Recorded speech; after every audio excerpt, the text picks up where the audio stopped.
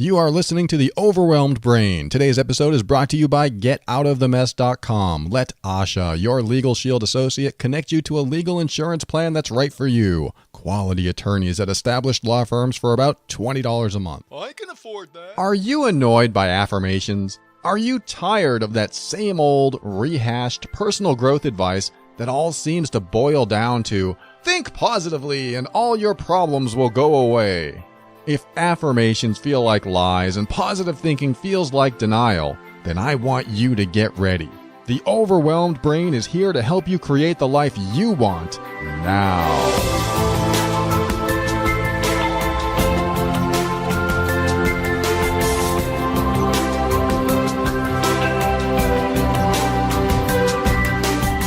Welcome to The Overwhelmed Brain. I am your host, personal empowerment coach, Paul Coliani. I am here to help you increase your emotional intelligence, strengthen your self-worth and self-esteem, and empower you so that you can make decisions that are right for you. Everything I talk about on this show is my personal opinion and is meant for informational and educational purposes only. Always consult your physician before making any changes to your medical treatment. All right, I'm going to start the show with an email from someone who said she dated a woman several months back, and she made it a point to let me know she was 2 years sober and into her AA/NA thing. I think Alcoholics Anonymous and maybe Narcotics Anonymous. I thought to myself, oh cool, finally someone who likes to work on themselves as much as I like to work on myself. But man, I was in for a real awakening. She turned out to be like your funny guy. Just think positive and all your problems will go away. If you did a podcast on that sort of person, let me know, because I'd love to understand more. All I got were quotes from her AA book. I could not tell her I was down about anything. She finally broke up with me because she said I'm such a negative person, and she was too scared to introduce me to her friends and family, etc. This was part of a bigger email that I received from this woman I'll call Marcia. And I actually read another segment of this email, another very interesting topic at the very end of the show, so stay tuned for that. It's about toxic people. I find it an interesting and fascinating question that she has, and I'll explore it then. But Marcia, yes, I get it. There are people in my life that definitely have the attitude of just think positively and everything will be okay. I think my mom is along that lines where she doesn't want to think of anything bad, so she doesn't talk about it.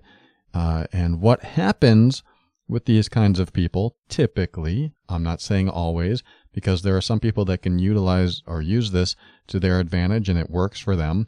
I've talked about this before in another episode about positive thinking, but positive thinking can lead to denial of what's going on in your life. Denial can lead to storing negative energy or negative emotions in your body. So when you do not face something that is hurtful to you or harmful to you in some way, and you don't express it, you don't heal from it, it stays with you. How do you know it stays with you? You feel bad. How do you stop feeling bad? The positive thinkers will say, just think positively. That way we can cover the bad feelings. I look at that as, how can I not be so graphic when I explain this? You take a pile of dog crap and you paint it gold.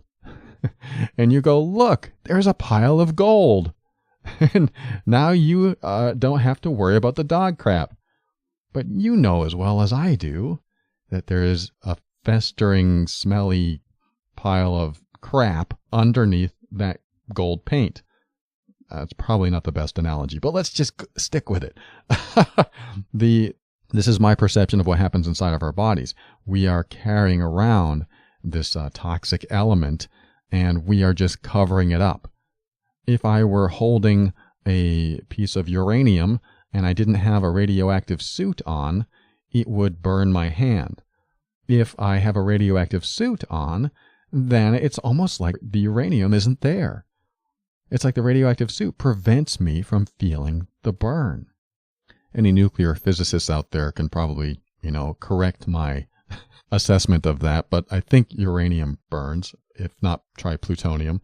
But some radioactive element will burn you unless you're wearing a protective outfit of some sort. So I see this same thing happening where the positive thinker will sometimes put on their emotional radiation suit so that they don't have to feel the radiation that is in their body. And because you feel emotions in your body. When you laugh, you feel it. When you cry, you feel it. When you prevent yourself from crying, you feel it. When you prevent yourself from getting angry, that used to be my MO. I'm not going to get angry, so I'll just stuff it way down there. And I would hold on to that.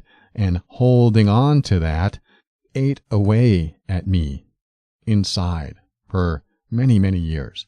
And, I didn't show too many of the physical symptoms externally, except in the way I behaved in the world. It came out psychologically, the way I communicated with people. Holding on to that uranium or plutonium inside my body, I found a way to protect it inside me, but I couldn't stop it from radiating out to other people. In other words, what you hold on to and cover with positive thinking will find a way into the world and give you results that you probably don't want. So you asked me to talk about positive thinking. Some people who do this can go into a state of denial. And when they're in that state of denial, then they pretend that they don't see things that are there. And if you pretend you don't see a radioactive element, then you're going to get burned. It will become more and more painful throughout life. And now I have a personal belief that some well-known people like Deepak and other people have confirmed, and I'm not saying that they're right and I'm right, I'm just saying it's a personal belief of mine, that when you hold on to negative emotions, it turns into disease. It turns into the breakdown of your body in some way.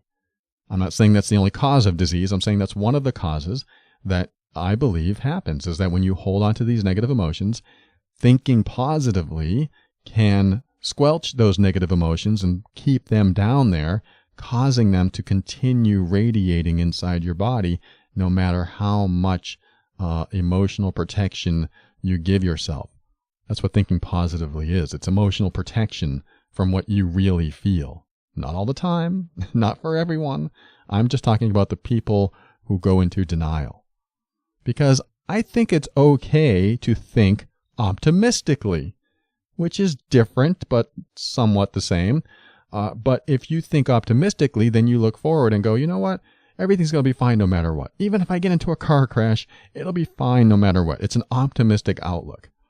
Thinking positively, on the other hand, is going, you know what, everything's going to be fine no matter what. I know my brake line's cut, and I know this is a very steep hill, but no matter what, everything will be fine. Now you're denying a reality that might create a terrible outcome, a result. So when you go into that denial, you're setting yourself up for failure.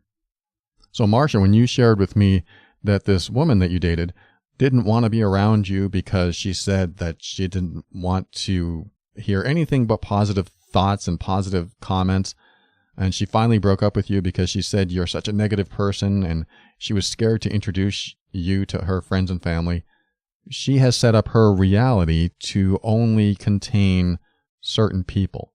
Now, in the big picture, I don't have a problem with that. If she prefers to be with people that only think positively, and she's one of those people that goes into denial and doesn't see the negative side of things, and she only wants to be with people that are like her in that respect, then she's going to get what she gets. And people who are more expressive with their emotions and will experience the full breadth of who they are in every emotional state that comes, and anger and sadness and feelings that may not agree with thinking positively. You can feel those, and you can feel happy and joy and peace and love and all this other stuff too. It's the full breadth of the emotional experience. She doesn't want to be around people like that, which is her prerogative, her choice, but she's going to get what comes with that. And if she's around people that are also in denial, then she will get the results that people in denial get. And they aren't always positive results. So you can think positively all you want, but if you're in denial, you'll get negative results. So there's a problem with that line of thinking when you're in denial. This is why I am sort of against just positive thinking, because it might cover something that's really going on inside of you. Now, like I said, sometimes positive thinking works for people who aren't repressing, because I love the idea of a positive world. I love the idea of everyone thinking positively and, loving their fellow man, woman, and child and in between. I would love for everyone to be able to do that and have positive thoughts for all, but not at the expense of sacrifice inside yourself. And I mean sacrifice of feeling the negative emotions that are present if they're present. If you feel sad, you should feel sad. You should bring that up, express it, feel it. Be with yourself. Go connect with yourself in nature. Go share it with friends. Do whatever you need to do to feel sad. Get through it. And then you can feel whatever the next emotion is. You have to go through these experiences so that they don't get stuck in your body. And when I say stuck in your body, I just mean when I was denying my anger for so long, 30 plus years, I developed stomach issues. I developed ulcers and indigestion and bad breath, and it just wasn't working. I didn't know I was repressing anger at the time, but after I found out and was able to release some of the anger by expressing it and honoring myself and standing up for myself, suddenly my stomach problems went away. And I started putting the pieces together, going, wow, so if I hold on to negative emotions, it affects me in ways that I never connected the dots on before. It affects my stomach. It affects my health. This is crazy. I got to pay attention to this stuff. And that was one of the pivotal moments in my life when I realized that my life of trying to think positively, because I was one of those people, not so much to the extreme that you might see. I just thought nothing was wrong, but there were things wrong. Once that stuff started coming out, I started expressing it. I started crying from it. I started healing from it. I started being angry about it and allowing that full breadth of emotional experience to happen. Then I started feeling release and relief, and life changed. Life got better. That's why I want you to express the full breadth of your emotions. I mean, yes, you have to choose the situation and the people that you're with to express those in front of. You don't have to necessarily cry in front of your boss. Unless that's appropriate. I don't know. You don't necessarily have to get angry in front of your children. There are the right times for those emotions, but the idea is just not leave them in there. Don't leave them repressed. Express them. If you've heard me talk about depression, I believe depression is a 3-step process. You suppress your thoughts. So if you want to say something to someone and you don't, that's a suppression of thought. If you want to express yourself to particular people, but you're afraid to, that's, again, suppression of thought. Suppression of thought leads to repression of emotion. So you want to say something to someone and you're really angry with them. So if you suppress your thought, you suppress that expression, then you repress the emotion because you choose not to get angry at them. So now you have this stored energy inside of you, this emotional energy. So your suppression of thought leads to repression of emotion, leads to depression. And depression is when your emotions are stored for a long enough period of time in a deep enough place inside of you that you end up feeling almost nothing at all. It's like when you stop your negative emotions, you also stop the positive emotions. They're all drawn from the same pool. So if you want the quickest path to depression, don't ever tell anyone what's on your mind. When you get upset, don't ever tell anyone that you're upset. And don't ever express the emotions to friends or family or therapists. And all you have to do is swallow every thought and negative emotion that you want to express into the world. Just keep swallowing those things and you will become depressed. That's how depression happens. And some people like to avoid depression by thinking positively. If I think positively enough, then I won't feel depressed. My solution is to start expressing those deep, dark thoughts and emotions that you have. If you don't have the capacity to do that with the people that you really want to express them to, then express them to someone else. but get them out of your system. If they stay down there and there's stuff down there, they stay down there. And then they turn into something you don't want. And again, in my opinion, they turn into illness. They turn into disease. And that's happened in my own experience, including depression. Everything I just described has happened to me, which is also why I know how to get out of those physical issues and depression, because I just reverse engineered the process. Oh, I don't suppress a thought. I express a thought. Wow. I didn't stuff it down. Oh, I have this anger. I'm going to express this anger. Oh, I didn't swallow it. And now there's no depression. It doesn't lead to that. I know I've simplified it, and I know there's probably a lot of other ways to get to depression, but that has been my experience. And if you follow those steps, in my belief, you will get to depression. I'm not saying it's the only way. I'm just saying if you follow those steps, you will likely get to depression. So anyway, when you are commingling with people and relating to people that have this think positively attitude, it's not necessary to, blame them or cause them to feel bad about that, or point out that, hey, you're probably just in denial. I think it's important just to be open and willing to listen and be that safe person they can express anything with, because there's going to be a point where someone in denial is going to want to express. And if you can provide a continuously safe area for them to do that, great. You may not be equipped to continue to be that person because you may want to express yourself. And the think positively in denial crowd, it may not want to hear anything but positivity coming out of you.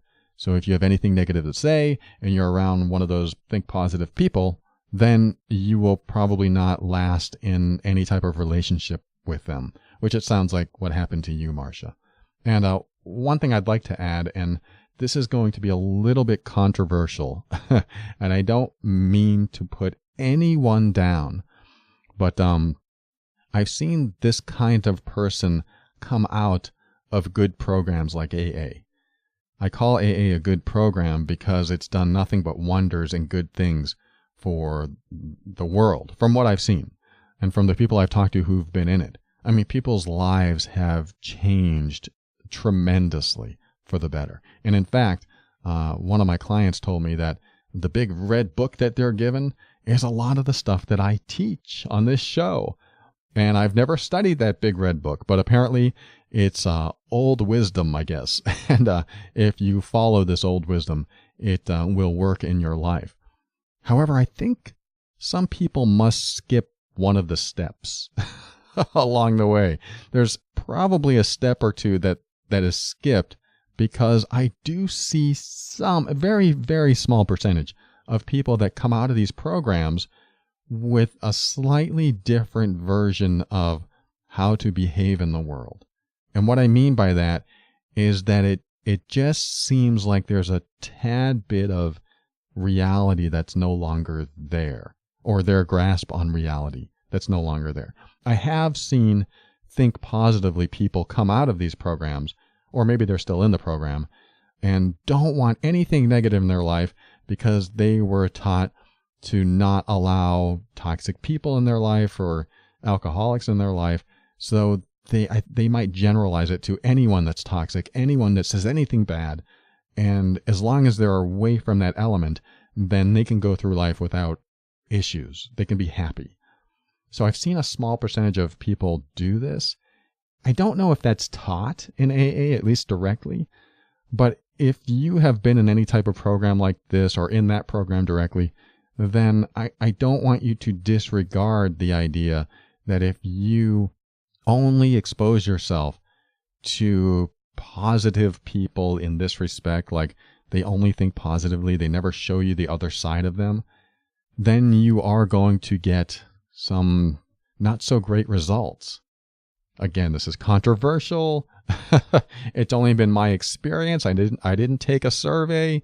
I'm just saying that with the clients I've worked with and their significant others, I've seen people come out of these programs that most of them are great, leading great lives.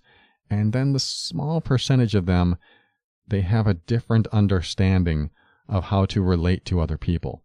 And they seem a little bit disconnected from what I would call reality, or at least methods of communication that seem more emotionally connected.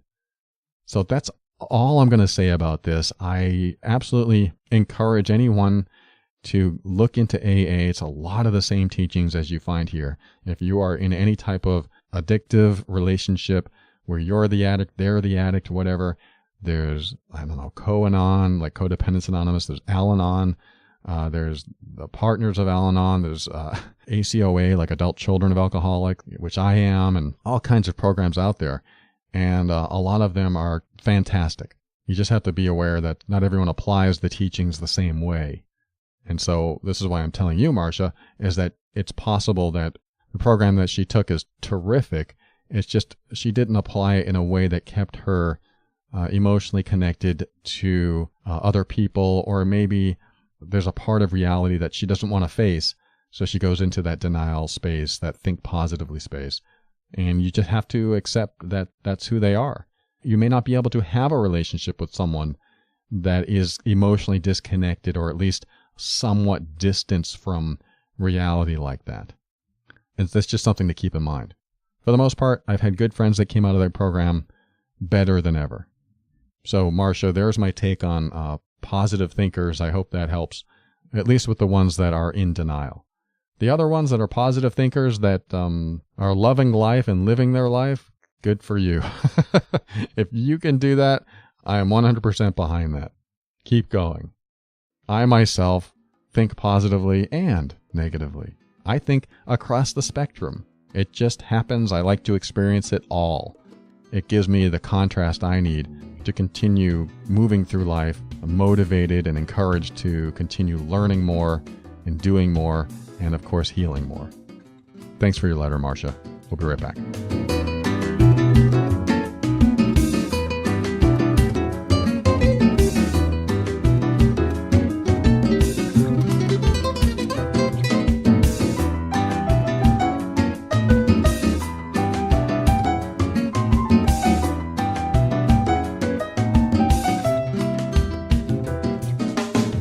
I want to tell you about someone I know very well. Her name is Asha. She's an independent associate for Legal Shield, and you can find her at the website getoutofthemess.com.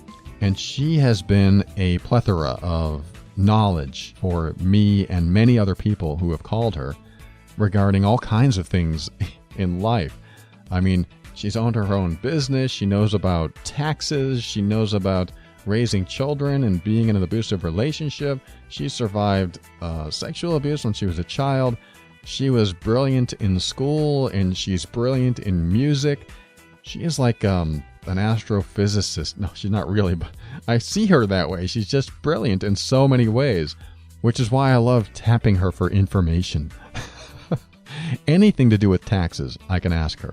I'm not saying that you should call her and ask her about that, because that's not what she does, but it's just nice to know that I have someone that I can just talk to about questions that I don't know anything about. And this is why she got into Legal Shield. She became an independent associate because she wanted to provide a service that you could ask any question about anything to. And anytime you have a question about the legality of something or the illegality of something, if that's even a word, you can contact your Legal Shield representative and ask them that question. That Legal Shield representative is a real attorney. You can talk to attorneys for like $20 a month. And when Asha doesn't know, then I have to call Legal Shield, or she has to call Legal Shield, because we both have the service. And what she does, her primary role, and just in case you've been listening to this show a long time and you still don't know what her primary role is to connect you with the right service. So if you're looking for a resource that you can call anytime you need legal advice, legal information, then have Asha connect you with Legal Shield. You can call her at 678-355-8777. And what she'll do is she'll answer your question to find out if this service is right for you. She doesn't like to sell it to anyone. She wants to connect it with people who can actually use it. So if you have any questions regarding if this service would be beneficial to you, give her a call, 678-355-8777, or visit her website at getoutofthemess.com. I know she's getting to the point where she's just directing me to my law firm now. She goes, I don't know. I'm not an attorney. Call your law firm. That's why I set you up. I'm like, okay. So give her a call, 678-355-8777.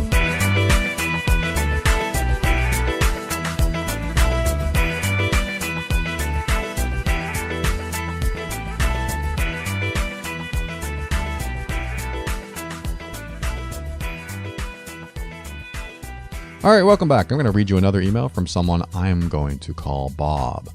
Bob has a question about his marriage. He says, my wife and I have been married for a year and together for several years. My wife is about 15 years younger than me, and I have 2 kids. She's been an excellent step-parent and mother to my children, and if we do anything close to 100% great, it's parenting. However, as our relationship has grown, the conflicts between the two of us has increased. Sometimes it's simple little conflicts that explode into huge fights, while other times it's a deep-seated issue that we attempt to address, but it also ends in a fight.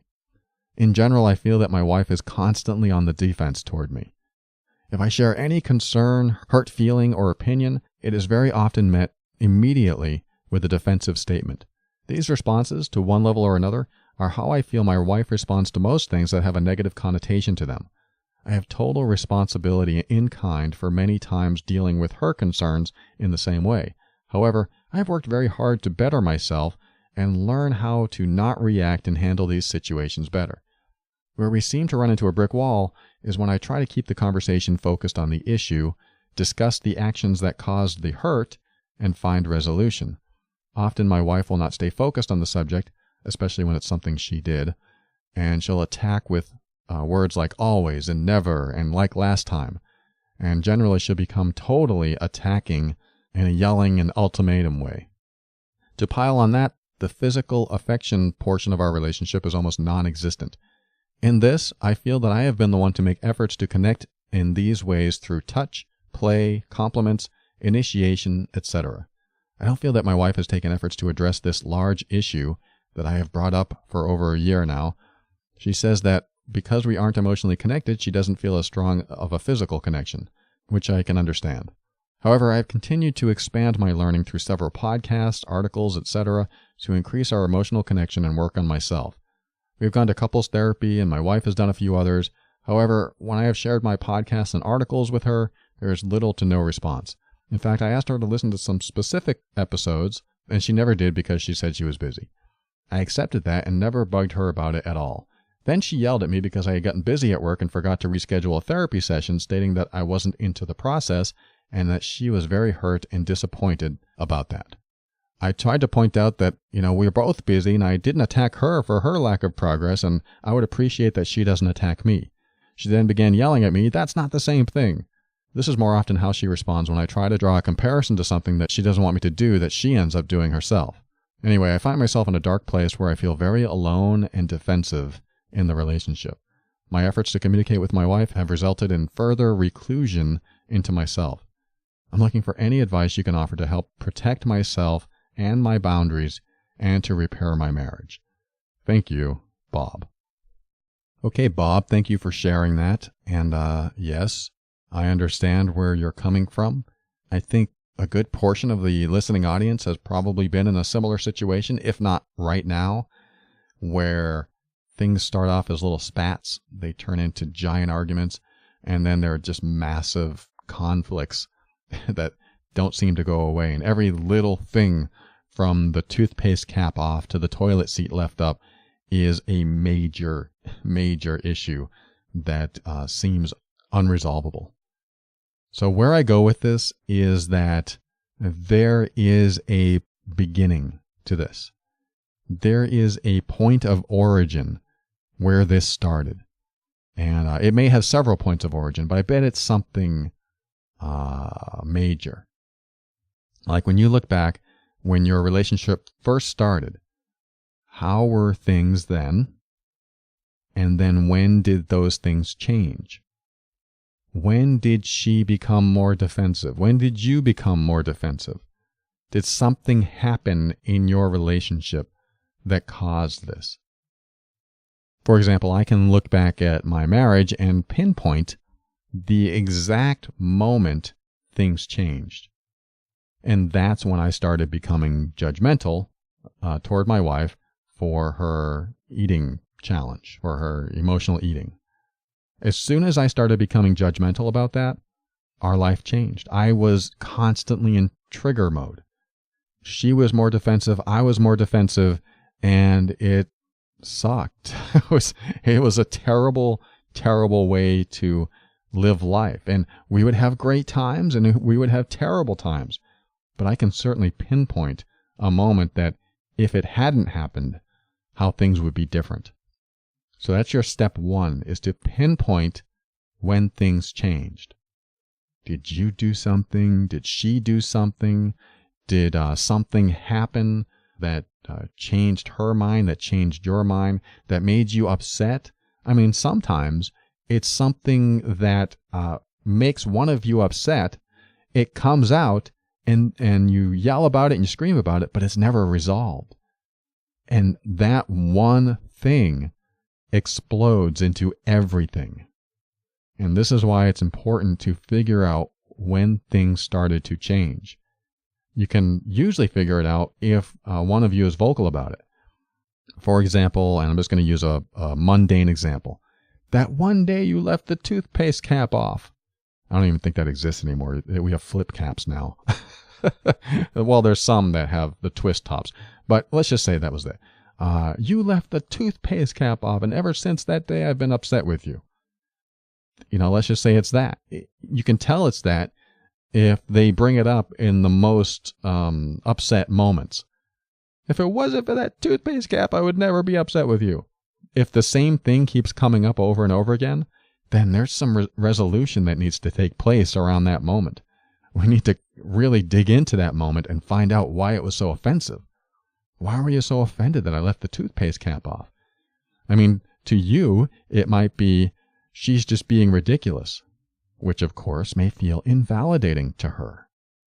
If you ever said anything like that that feels invalidating, you're just being ridiculous, just a toothpaste cap. To her, it could have been a deep emotional wounding. It could have been, wow, if this is how my husband treats me by invalidating my emotions, and I'm sure she's not thinking this but feeling it, then how can I ever trust him? How can I ever feel safe with him? How can I ever love him?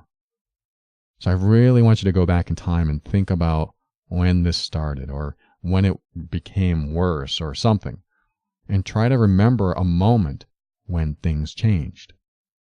So along that same lines, from what you're describing, everything that she's getting defensive about and yelling about and getting upset probably aren't the issue.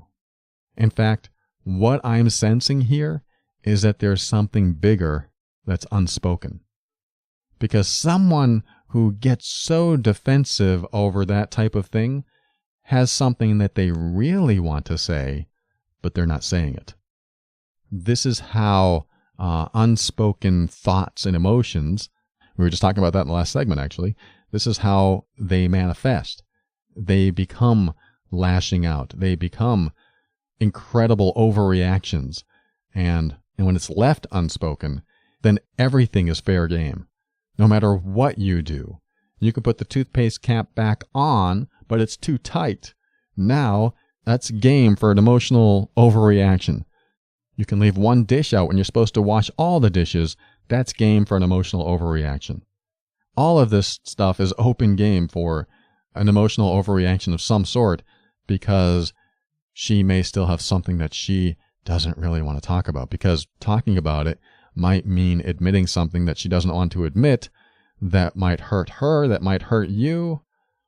And I'll just say it, I'll be frank, I'll be blunt. Maybe she doesn't feel love toward you anymore. That's just one of many possibilities. But this is what happened in my life. This is how it manifested for me when I was in that 13-year relationship.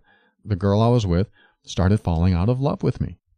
And she knew that I was so sensitive, and I'm just making a guess here. I'm assuming she didn't tell me because I was so sensitive that she didn't want to hurt my feelings. She still loved me, but she wasn't in love with me.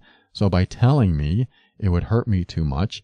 If it hurt me, she would feel bad about that. She doesn't want to hurt me. But what manifested was the last 2 years of our relationship having no intimacy. It was just gone. So when there's something unspoken, when somebody is afraid or doesn't want to face the consequences of that unspoken thing, then it comes out in other ways. Because I can almost guarantee you that everything that she's defensive about isn't what she's really upset about. There's something underneath that. Now, one other thing that you mentioned was where you seem to run into a brick wall is when you try to keep the conversation focused on the issue, you discuss the actions that caused the hurt, and then you find the resolution. The way you describe that to me and the way your email is written seems to be more along the lines of analytical than emotional. I'm not saying that you're disconnected from your emotions because it sounds like you're doing the work, but it sounds like when you have these conversations, you're trying to rationalize and she is emotionalizing, if you want to call it that. So if she's in an emotional space and you're meeting her with logic, you can't meet. There's no middle ground. There's nothing common to connect with. If she needs you emotionally and you're showing up logically saying, I don't know what you're upset about. This is exactly what happened. I'll show you A, B, C, D, E, F. That's why it happened that way. She's not going to meet you there. She'll never meet you there. What she's looking for isn't logic. She's not looking for that. She's looking for something else, probably at an emotional level. So there's nothing wrong with the way you wrote your email to me. In fact, even at the end, you said, I find myself in a dark place where I feel very alone and defensive in the relationship. I mean, there's some connection to emotion right there. My efforts to communicate with my wife have resulted in further reclusion into myself. I am looking for any advice you can offer to help me protect my boundaries and repair my marriage. There are some logical sounding statements in there, but I really like how you said, I find myself in a dark place. I mean, how does that feel to be in that dark place? Because this is probably what your wife needs to hear. I feel scared. I feel alone. I feel like if I can't please you, then I'm not worthy. I feel rejected. I feel abandoned. I feel this and this and this. And really feel those things if you feel them. Because if your wife is in an emotional space, she needs to connect emotionally. And I find this in a lot of couples where one is more logical and rational and the other one is more emotional, and they can never seem to see eye to eye. They can't find common ground. The emotional person will be like, you just don't understand. The logical person is like, you don't understand. And they're coming at it from two different angles.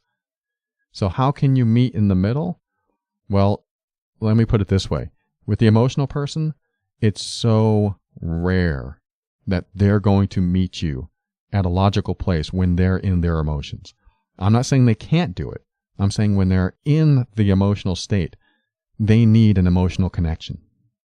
Now, what does that mean? It's different for every single situation. But I guarantee you this, if my girlfriend was crying and she felt scared, I'm going to feel protective and loving toward her and show her that I'm there for her. I'm not going to explain anything to her. I'm just going to say, hey, I'm here for you.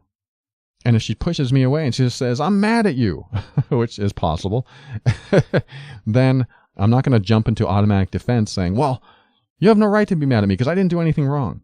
I'm going to ask questions like, oh my God, what did I do? Well, you said that you didn't like the way I drive.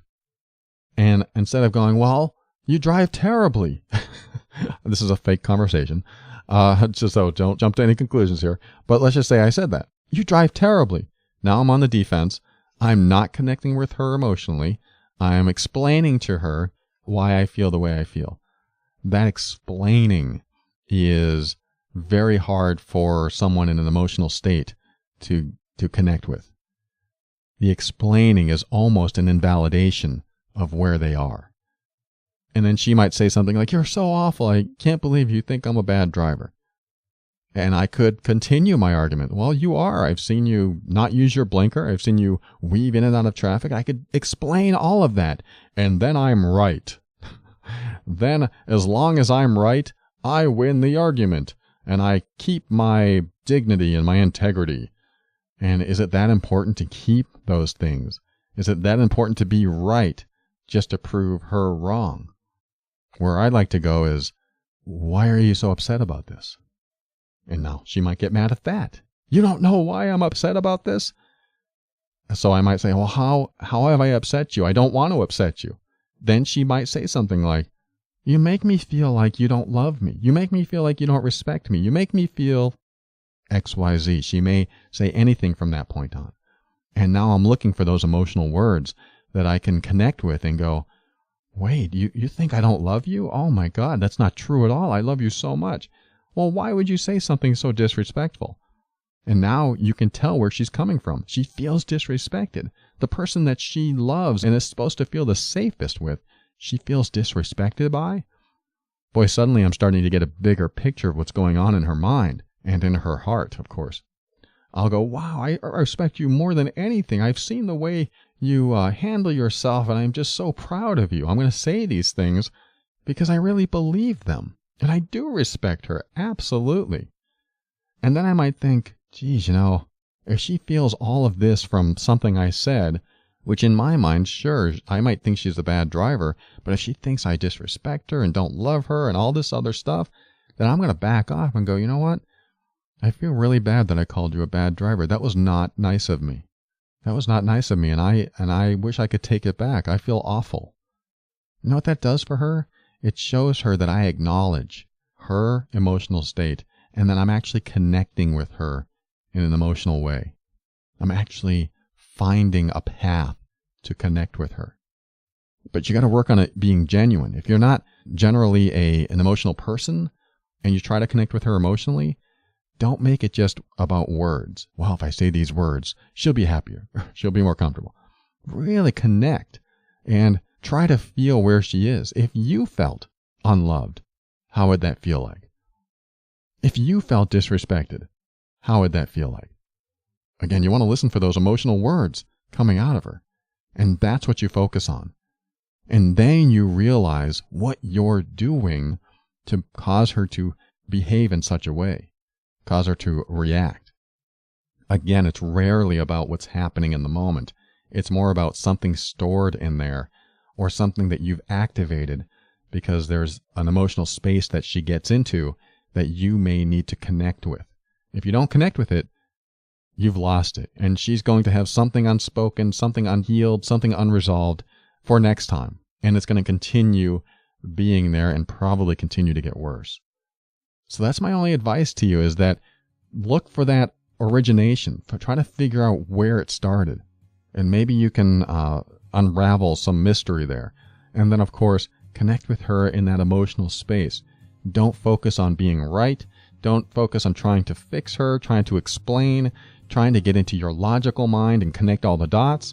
Listen for those emotional words and figure out what she needs inside.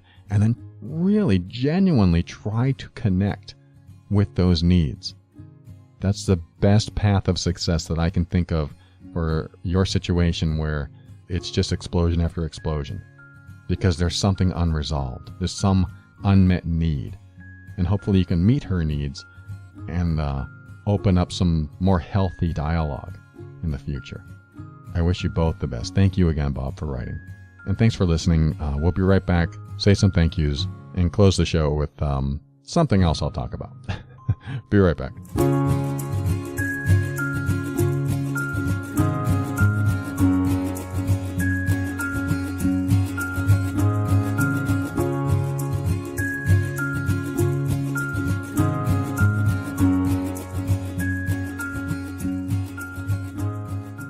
Thank you for listening to another episode of The Overwhelmed Brain. I want to thank today's sponsor, Asha with GetOutOfTheMess.com.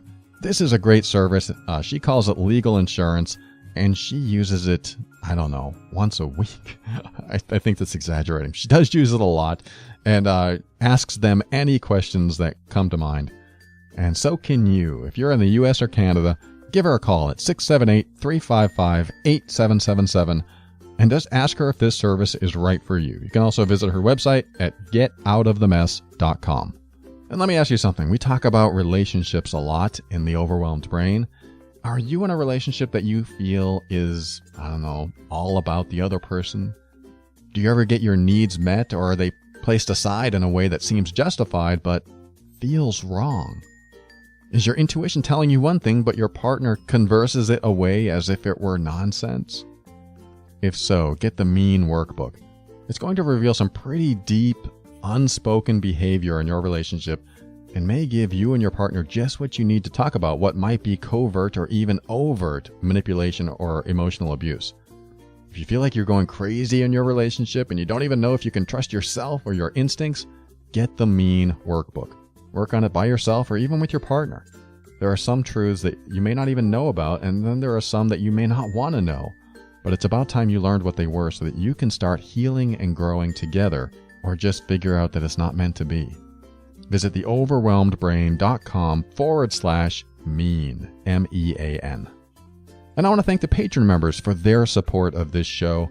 The patron program is a great way to show your support if you've received value from this show. And I also give back by offering private episodes, workbooks, worksheets, and even email coaching, which I've received a lot of good feedback on.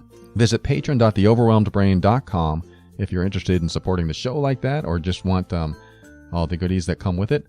And thank you to existing patron members that have shown their support all this time. And another way to show your support, you don't have to become a patron, but you can click on the Amazon link at the website, theoverwhelmedbrain.com. The Amazon link is the easiest way to give back, so if you've been listening for a long time, or just today, use that Amazon link every time you shop. Your shopping habits make a difference and are a great way to support the show. Finally, thank you to Kevin MacLeod of Incompetech.com for some of the music transitions in The Overwhelmed Brain. All right, as I told you, I'm going to read you another segment of an email that I received from someone I call Marcia. And she asked a great question on the word toxic.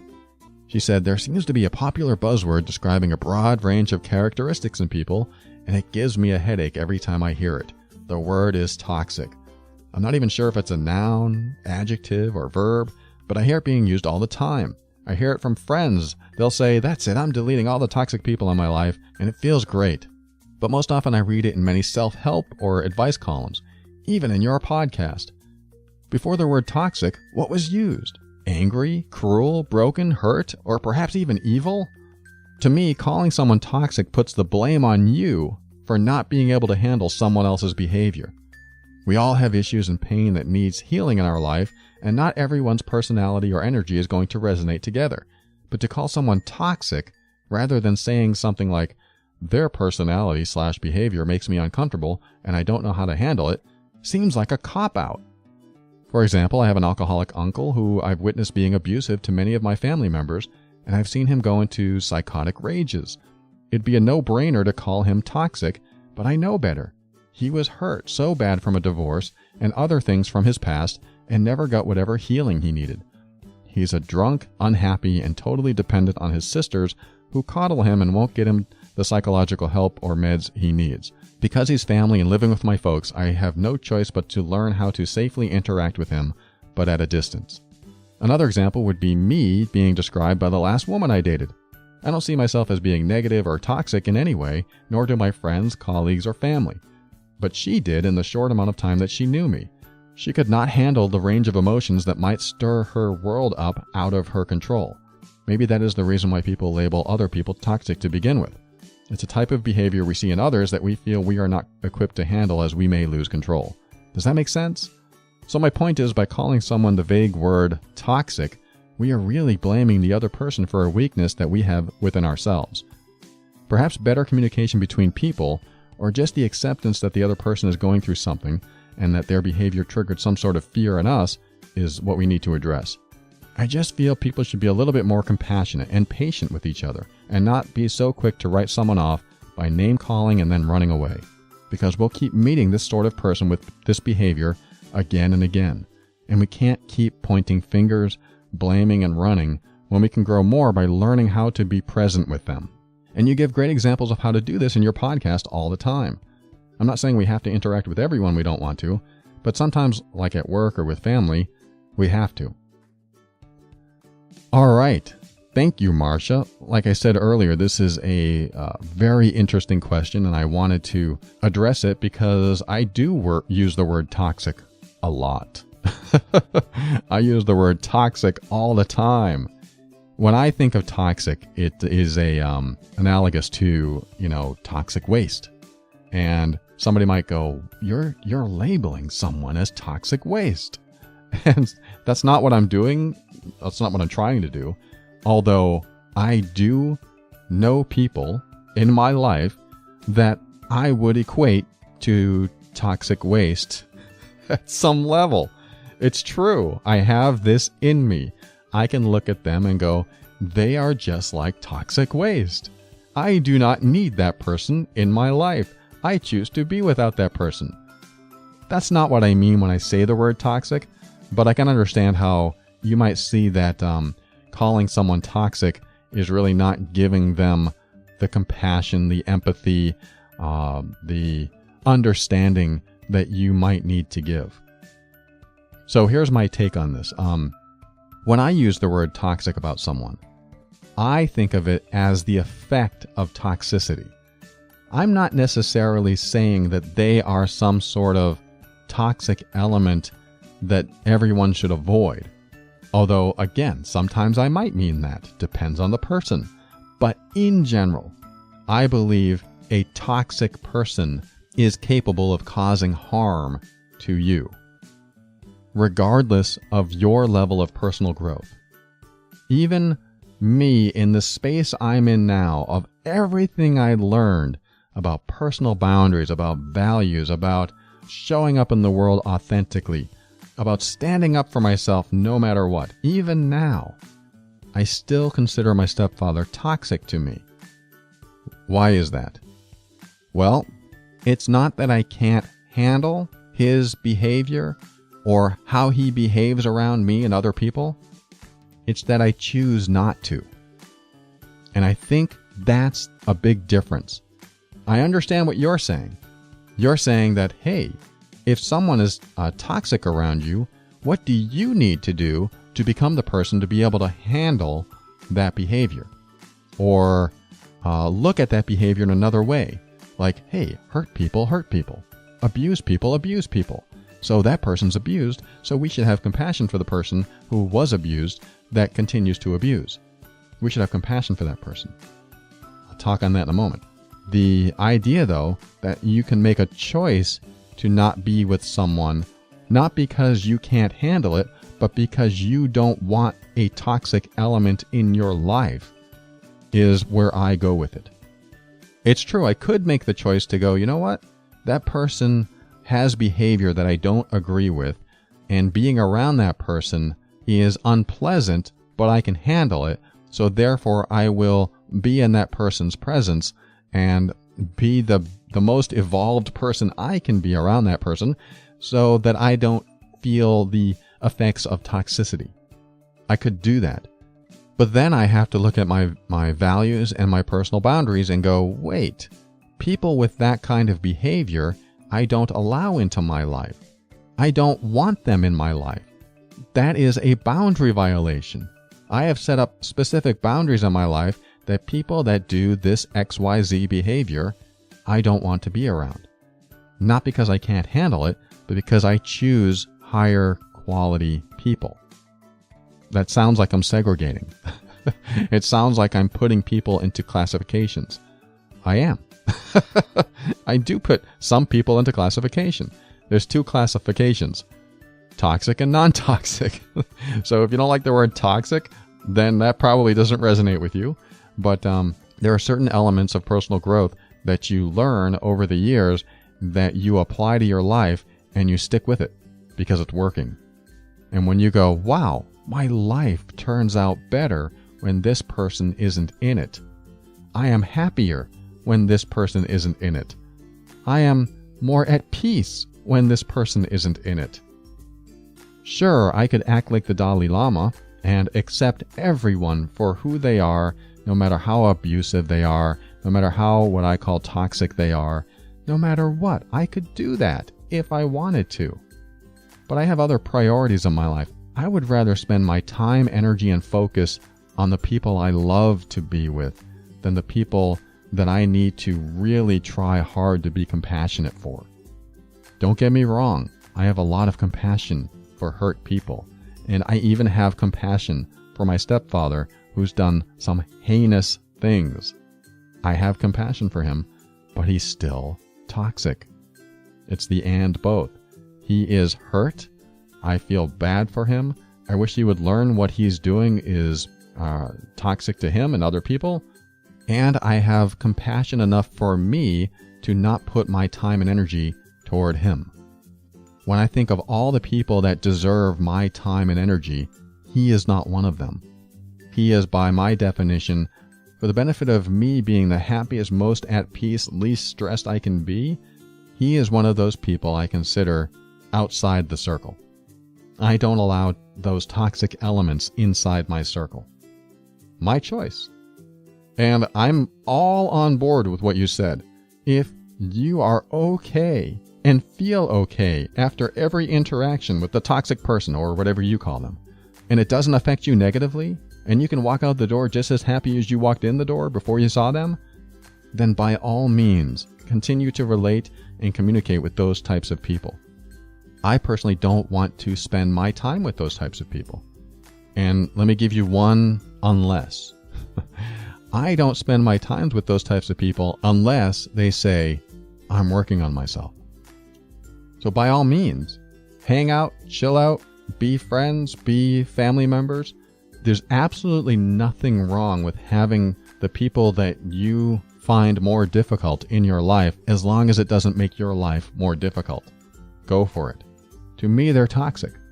And when I've already learned my lesson with those toxic people, then I choose not to be with them anymore. And that's the magic of it, actually, is that when you've learned your lesson with a toxic person, they usually aren't around anymore. I mean, typically. Not always. Sometimes you're kind of stuck because it's family or whatever. But usually when you've gotten to a point in your life where you've learned the lessons that needed to be learned with the toxic person, they usually aren't around anymore. Not always. I won't speak all the time, but I've seen that happen in my life over and over again. This person's real toxic. They keep showing up. This person's real toxic. They keep showing up. This is affecting me. This is affecting me. This is affecting me. And then suddenly I change my behavior toward them because I feel stronger in myself, because I show more compassion toward myself. And then my life gets better because they don't show up anymore. So, contrary to what you feel about the word toxic, I don't feel that I'm blaming someone else for a weakness in me. I feel like I'm thanking them for the strength in me. You know, it's funny because I was just talking to my girlfriend yesterday about how basketball players will always go up to the mic and after a big game that they won, and they say, I want to thank God for giving me the skills to win the game, and, you know, things like that. And I think it's funny that what if one of them came up and said, I think I heard this in like theonion.com or something, or one of the basketball players came up and said, yeah, I'd like to thank the devil. He gave me the strength and the power to win this game. And I was like, what would that be like? And then when I heard that, I was like, you know, that's funny. I thank the devil all the time. And my girlfriend's like, what are you talking about? I thank my stepfather wholeheartedly for who I am today.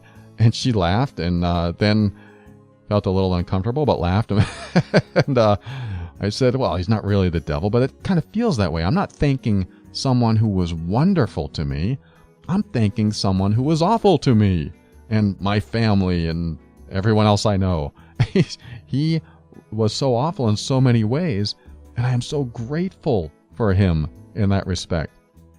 He's still toxic, but I'm so thankful for him in my life. There's no way I would know what I know had it not been for him. There's no way I would have the overwhelmed brain because my life would have turned out so much differently. I mean, maybe. But I'm pretty sure that if he disappeared early in my life, I would probably have a lot different life. Who knows? But I'm still grateful for his existence in my life. And the man I became has a lot to do with him. Now, I did all the work. He started it all. He was the impetus. And I had to go through a lot of dysfunction and a lot of figuring things out and a lot of lost relationships, a lot of pain. But eventually I got to the point where I can heal from this.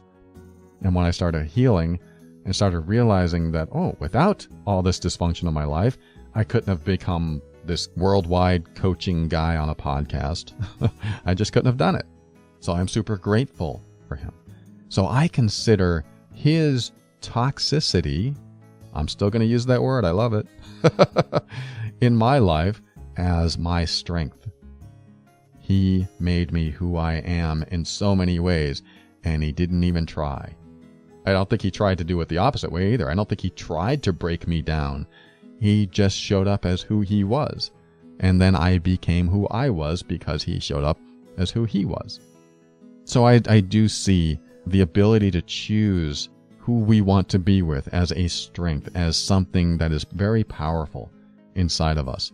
That is empowerment to me, is having more choices to respond, behave, react. All those choices lead to power. And of course, if you can walk out the door with that power and you were with a toxic person for all that time, more power to you. You definitely have something that a lot of people don't have. Now, you do mention that you feel that people should be a little bit more compassionate and patient with each other and not be so quick to write someone off by name calling and then running away. I don't have a problem with name calling and standing right there. I don't have a problem with standing in someone's face and saying, "You are very toxic." I'm not saying you should do that. I'm just saying that's the way I'm built. But I like to open up the dialogue. I don't like to teach, "Hey, that person's toxic, run away." I like to say, "Hey, that person's toxic, let's talk to them about it." Or if they're dangerous, here's another element to this. Some toxic people are dangerous. They are physically dangerous. I absolutely consider those people toxic. Stay away from the dangerous people. Stay away from the violent people. But if you have to deal with them and they're not physically dangerous or violent, then why not say, "Hey, look, your behavior is unacceptable. I don't like it." Not everyone can do that. A lot of people can't do that and won't do that. And I'm not saying you have to.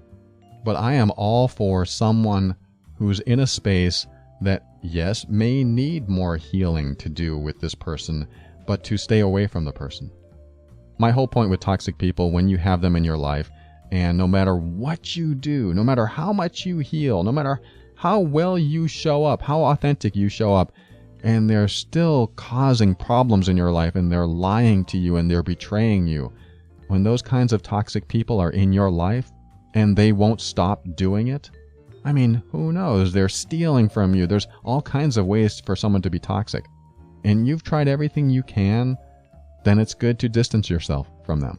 I always say you can love and be compassionate from afar. Just love and be compassionate from afar. It's not running away, it's protecting yourself. And if you really feel like people should work on themselves to the point where they keep those kinds of people in their life no matter what, then I might start to point at a little bit of enabling. And the only reason I say that is because if we choose to stay around people who are toxic and they can see that they're not driving anyone away, then what gives them the incentive to change?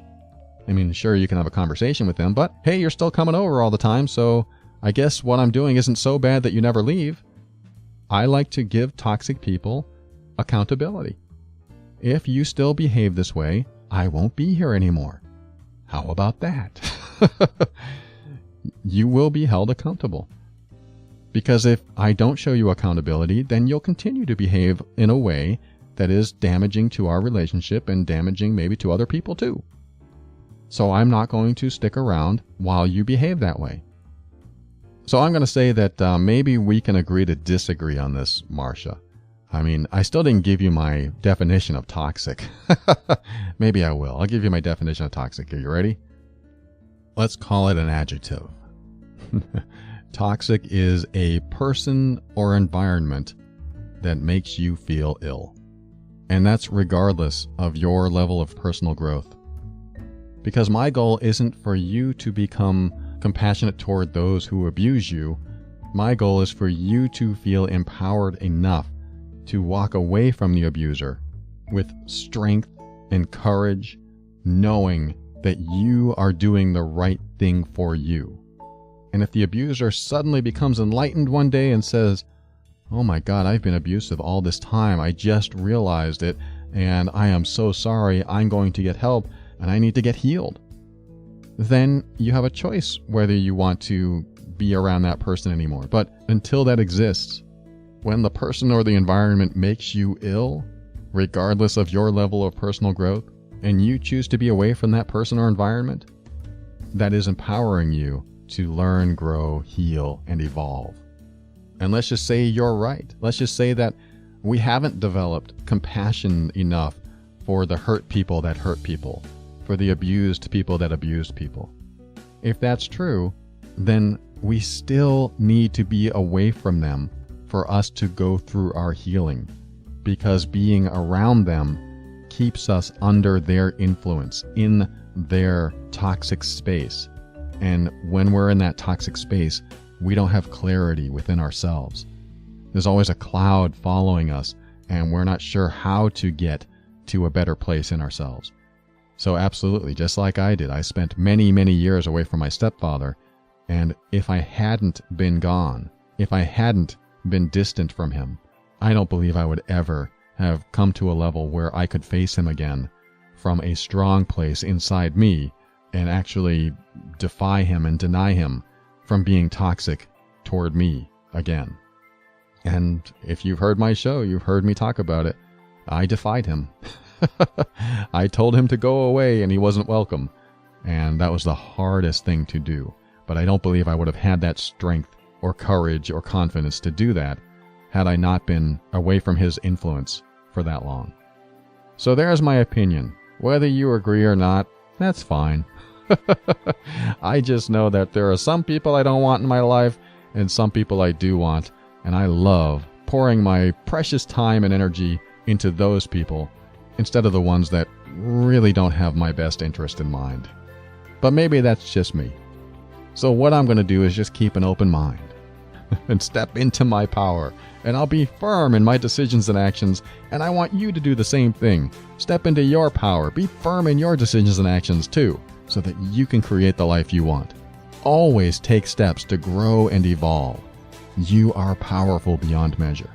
And above all, and this is something I absolutely know to be true without a doubt, you are amazing.